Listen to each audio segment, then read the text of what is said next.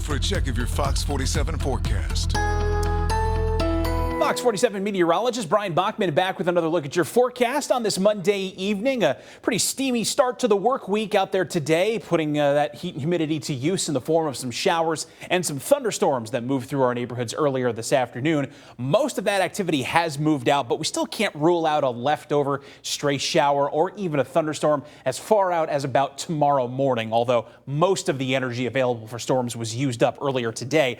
Sunny and warm, and more importantly, less humid, though. Weather follows this going into tomorrow all the way through Thursday. Then the heat and humidity do start to mount a comeback as we head into 4th of July weekend. But I will say Independence Day itself definitely looking like the more comfortable of the days of the long weekend coming up.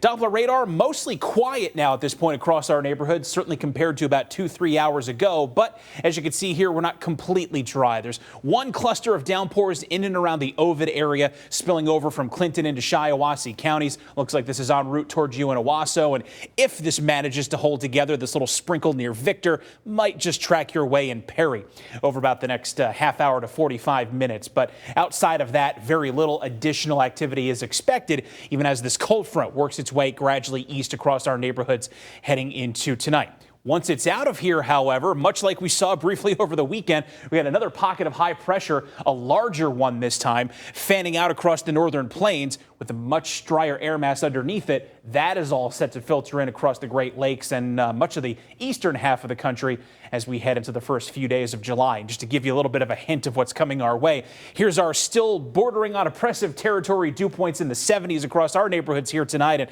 much of the Great Lakes region for that matter. But you get back into Wisconsin, parts of Minnesota, certainly up toward the Duluth area, much drier air as those dew points dip to the low 60s and upper 50s. That's the air mass that's going to be hanging out with us here for the next few days. As we take a look at the humidity forecast, you can see a nice big dip here going from the very humid, oppressive territory right down into comfortable territory, dare we say it. Certainly throughout the day tomorrow and into Wednesday, Thursday before we start to see a more noticeable uptick in the humidity just in time for the holiday weekend. But it's be a nice few days certainly to enjoy before we get there. As far as our shower and storm chance here on Future Track, as we look into the rest of this evening, again, bulk of the activity is gone at this point. Can't rule out a stray pop-up shower or storm here and there, but chances overall pretty low at this point. We will see a wave of mostly cloudy skies settle back in overnight, and a few additional showers mainly around the Jackson area southward may greet us just in the first thing tomorrow morning, but then sunshine quickly gains the upper hand by lunchtime, and we're off and running to a gorgeous Tuesday with plentiful sunshine as we kick off the second half of 2025, also with some very beautiful weather. For tonight, chance of a storm early, otherwise partly cloudy skies, low temp around 66 degrees.